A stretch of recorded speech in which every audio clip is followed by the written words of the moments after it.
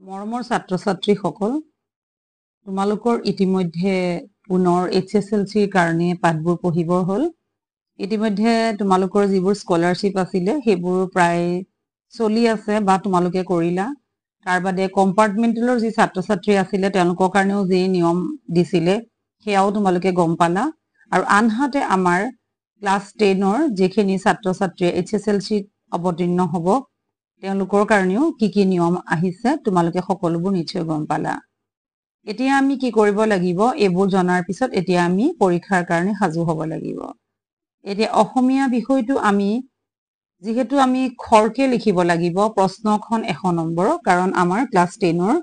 যি 6টা বিষয় আমি দিব লাগে কম্পালসৰি হয় কিন্তু ইলেক্টিভৰ কোনবাই হয়তো এডভান্স মেথছ দিব কোনবাই জিওগ্ৰাফি দিব কোনবাই হিষ্ট্ৰী দিব কোনবাই হিন্দী দিব কোনবাই সংস্কৃত দিব কিন্তু আমি দেখা যায় যে হিন্দী সংস্কৃত আৰু আমাৰ কম্পালসৰি যেটো অসমীয়া এই অসমীয়াত আমাৰ কোনো ধৰণৰ প্ৰ্যাকটিক্যাল মাৰ্কস দেখা নাযায় গতিকে আমি কি কৰিব লাগিব ইয়াত 30 নম্বৰ পাব লাগিব যেহেতু আমাৰ পেপাৰ কিখন যথেষ্ট দীঘল আমি ইয়াত এছে লিখিব লাগে গ্ৰামাৰ কৰিব লাগে ৰিপিডাৰ কৰিব লাগে তাৰ পিছত আমি গদ্যাংশ কৰিব লাগে পদ্যাংশ কৰিব লাগে আৰু এনেকুৱা আমি যিখিনি আমাৰ অন্তৰ্ভুক্ত আছে পাঠ সেইখিনি আমি কৰিবলৈ যাতে যথেষ্ট সময় লাগে গতিকে আমি কি কৰিব লাগিব বিশেষকৈ আমি অসমীয়াৰ প্ৰতি কেনেকৈ আমি খৰকৈ লিখিব পাৰো তাৰ ওপৰত গুৰুত্ব দিব লাগিব এতিয়া আমি বাৰে বাৰে ছাত্ৰ ছাত্ৰীক কৈছো তোমালোকে ভালকে লিখিবা খৰকে লিখিবা প্ৰশ্ন শেষ কৰিব লাগিব যেহেতু এখন ৰচনা লিখিলে তোমালোকৰ 8 নম্বৰ থাকে 8 মাৰ্কস গৈ তোমালোকে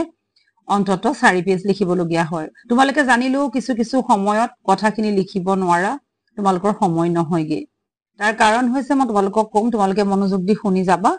যেহেতু আমি এইবিলাক সকলোখিনি কথা জানিলেহে সম্পূৰ্ণভাৱে আমি পৰীক্ষাৰ কাৰণে প্ৰস্তুত হ'ব পাৰিম তোমালোকে প্ৰথমতে খৰকে লিখিব কাৰণ তোমালোকে আখৰবোৰ অলপ সৰু কৰিবা কাৰণ ডাঙৰ হৈ যোৱাৰ লগত তোমালোকৰ অকমান কথা সেকেন্ডত তোমালোকৰ সময়টো কমি গৈ থাকে অকমান সেকেন্ড গে গতিকে অলপ সৰু হ'ব লাগে গতিকে অলপ সৰুকে লিখিবা আৰু তোমালোকে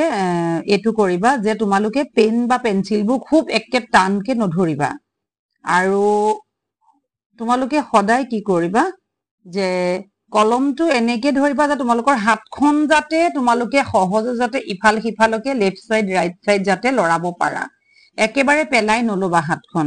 আৰু পুৰা ফিটকে বহিবা আৰু যদি তোমালোকৰ এতিয়াও বিছনাত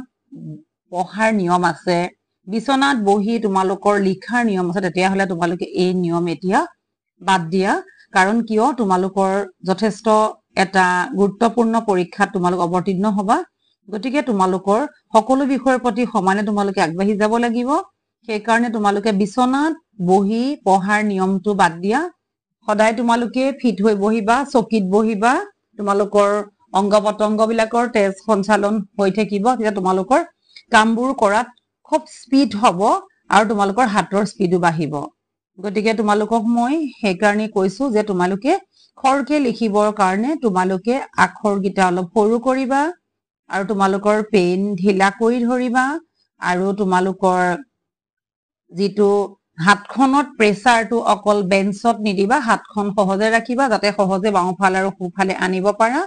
বিছনাত নবহিবা আৰু গৰমৰ দিনত যদি কোনো ছাত্ৰ ছাত্ৰী হাত ঘামে তেতিয়া হলে তোমালোকে এখন লগত ৰুমাল ৰাখিবা যাতে হাতটো মুছিব পাৰা তাৰ কাৰণ তোমালোকৰ স্লো হৈ যায় আৰু গতিকে এতিয়াও যদি কোনো ছাত্ৰ ছাত্ৰীৰ তথাপি লিখাৰ স্পিড কম তোমালোকে দৈনিক ঘড়ী চাই হলেও যে আমি 10 শাৰী লাইন লিখিবৰ কাৰণে কিমান সময় লাগে যেহেতু তোমালোকে শ্ৰেণী কোঠাত যে তোমালোকৰ লিখিব দিয়া হয় তেতিয়া কোনো ছাত্ৰ ছাত্ৰীয়ে একেটা প্ৰশ্নকে যদি 5 মিনিটত লিখিছে 5 লাইন কোনোৱে হয়তো 5 মিনিটত 3 লাইন লিখিছে গতিকে তোমালোকে নিজে ধাৰণা কৰি তোমালোকৰ প্ৰশ্ন উত্তৰ নম্বৰ অনুযায়ী যে এটা দীঘল প্ৰশ্ন শেষ কৰিব লাগিব আমি 10 মিনিটত গতিকে তোমালোকে ঘৰত লিখি ঘড়ী চাই তোমালোকে হেতু তোমালোকে অভ্যাস কৰা যে তোমালোকৰ পৰীক্ষা সময়ত বেছি দিন নাই তোমালোকে সম্পূৰ্ণ এই কামত আগবাঢ়িব লাগিব তাৰ পিছত তোমালোকে নিজৰ পাঠ আগুৱাই নিবলৈ তোমালোকৰ সহায় হ'ব তোমালোকৰ প্ৰতি মোৰ অনুৰোধ থাকিল তোমালোকে নিশ্চয় চেষ্টা কৰিবা ভিডিওটো ভাল লাগিলে লাইক কৰিবা শেয়াৰ কৰিবা সাবস্ক্ৰাইব কৰিবা ধন্যবাদ